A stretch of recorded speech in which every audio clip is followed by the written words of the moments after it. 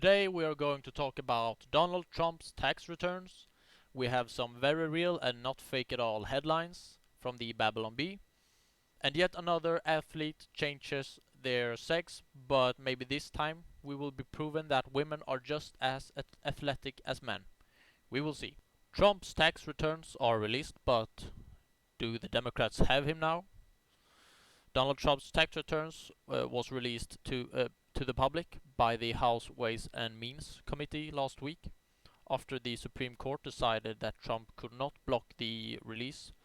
This is something Democrats have been wanting to do since Trump became president in 2016, because they believe that when the tax returns were released, they would be able to impeach him for some crime, which they tried to do 2 times, failed both of them. And now some of them believe that they could somehow stop Trump from running in 2024. So now that they are released, what are the results?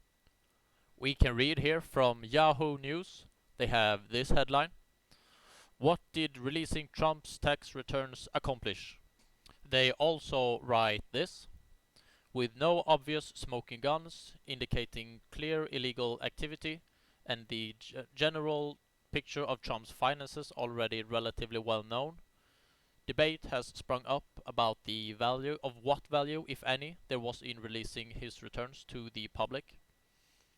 Supporters of the committee's decisions say it's crucial for the American people to have a clear picture of Trump's finances so they can understand how his massive business empire may have influenced his actions as president, and may do so again if he's re-elected. Some tax experts say the returns themselves includes a number of questionable elements that could provide the first thread of possible criminal tax fraud once more time is taken to unravel Trump's complex business ties. Others say that regardless of what's in the returns, the decision to release them sends a signal that no one can expect to keep their finances hidden if they want to seek the most powerful position in the nation. So, once again, they got nothing on Trump, because if they had anything, we would definitely hear about it. Now, I don't feel strongly either way about Trump's tax returns.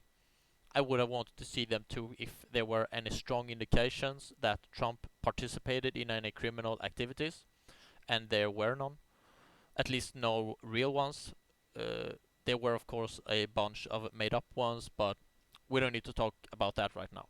Now, when we know that the House Ways and Means Committee and the Supreme Court can make someone's tax returns public, at least if you hold some kind of office in the government, I would love to see Nancy Pelosi's tax returns, because she has a reported net worth of $120 million.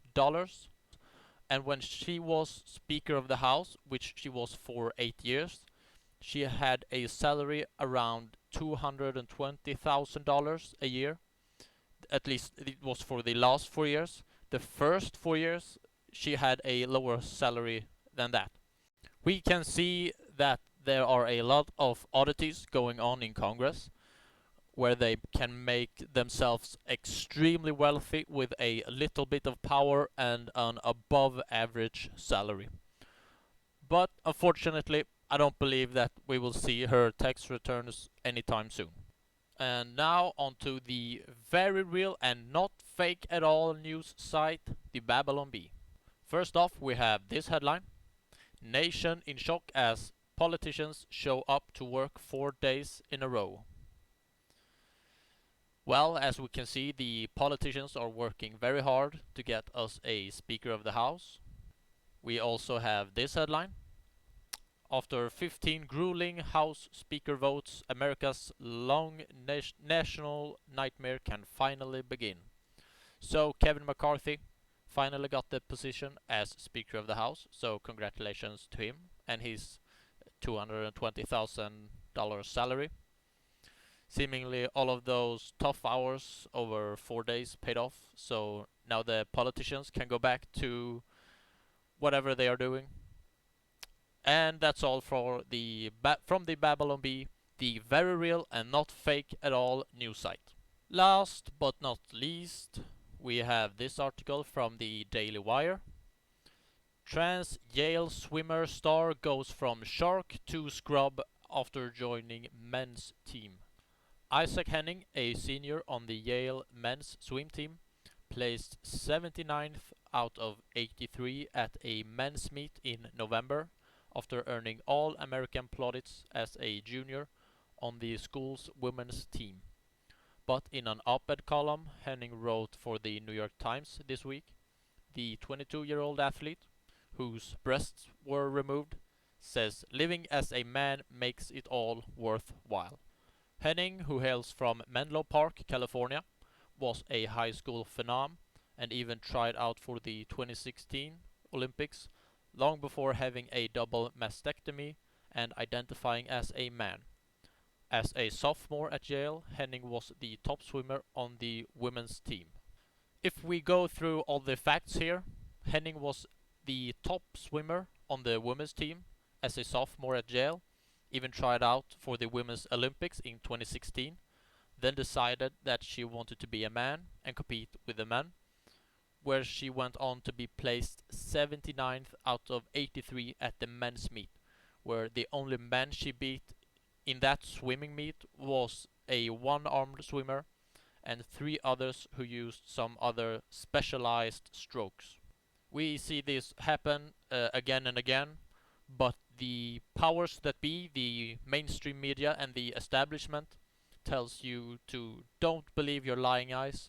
Men and women are just as capable in every way imaginable, but we have to keep telling the truth, because when we start saying things we don't believe in, things we know are false, that is when we will become weak and we will truly lose our society to these sort of lies.